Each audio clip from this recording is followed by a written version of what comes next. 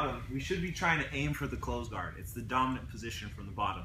Because if we have our guard open, he can pass our guard, go double under, do all sorts of different things where he's attacking us, right? And if we lock our guard closed, it means that he can't really do anything to us until he opens his guard. So it's an extra layer of defense, okay? So he cannot pass my guard or submit me or do anything to me really, as long as I'm aware, unless he opens up my legs first. And he usually tries to open up the legs by trying to get his posture and, you know, control the gi, put his knee in, and try and create pressure to open my legs, okay?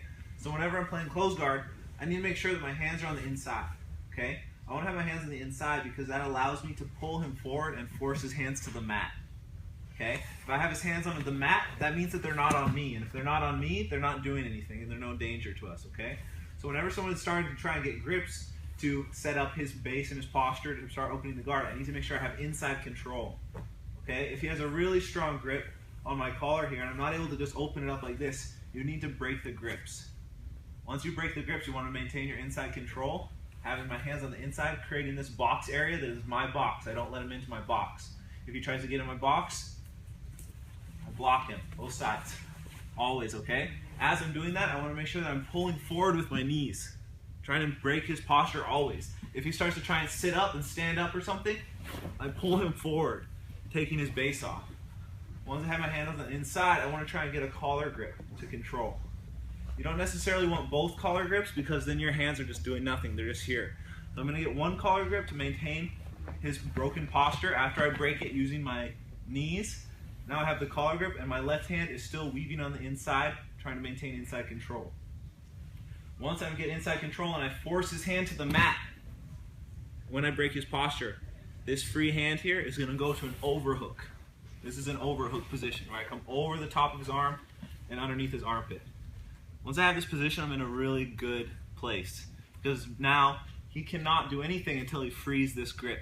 He needs to get his arm out of here. So now we have two layers of defense. His arm, my arm over his arm, and then my closed guard. So now he's in a really bad spot. So he needs to free his arm. Go ahead, free your arm. And then he needs to get inside control. And then he needs to try and open my guard. So he has to get through all those barriers before he can escape this position. That's why closed guard is really powerful if you use it right. So I have my hands on the inside, I grip the collar, I pull my legs forward, and I'm going to get an overhook. Once I get an overhook, I can just keep my hand here, but if we really want to lock him down, I reach my hand on the inside of his collar here, the cross collar grip. This makes it really tight and makes it very difficult for him to posture up and pull his arm out, okay? Yeah, see, so now I'm breaking his posture. This hand was breaking his posture, but now I switch it so that everything is being done just with my left hand. I have his posture broken, I'm controlling his arm with my overhook, and now this hand is free to do whatever I want. So I'm controlling his position fully. So we want to try and get to these positions. Okay? Now, he's forced to have to start to use this hand. This hand has to come into play. He's going to have to base it on me or push on my chest or do something to try and maintain, like regain his posture. Because if he doesn't have posture, he has nothing. Okay? So when that happens, we know that this is the only thing he has left to do. We know he's going to move this arm. So now our free hand is going to go to the wrist.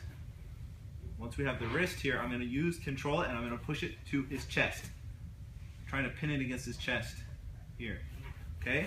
So far, all we've done is gone inside control, pulled our knees forward, overhooked, and grabbed the collar. That's what we're looking for.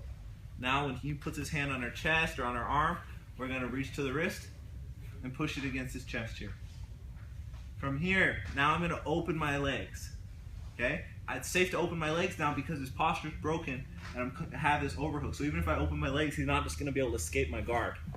He has to regain his posture by breaking my grip on his collar first. So from here, as he tries to regain his posture, when he sits up, it's going to create space for my legs to open and lock around his head. We're going to set up a triangle choke. Okay? So here, push the wrist in, throw our legs up and over his arm. It's okay if his hand is on the inside for now. I'm going to be here, up and over, and I cross my legs, crossing my ankles and squeezing my knees tight. Okay, once we get in this position, we're just going to stay here for now. This is going to be the first part. We're just going to go through that part of the technique, then we'll go through the second half of finishing the choke, okay? So one more time. Here, I go to inside control, force his hands to the mat as I pull my knees forward, overhook, pass the hand to his collar, He's going to base on me to try and regain his posture. I'm going to grab his wrist and push it against his chest. He's going to continue trying to regain his posture by pulling up with his body. And I open my legs and then cross them up over his shoulder. I have to lift my hips a little bit up into the air to do that. See how I swing my hips up and catch over his shoulder. Squeeze my knees tight, and then we can let go with our hands. And then we're going to finish the choke after this, okay? Any questions? Let's try it, okay? On 3. 1, 2, 3.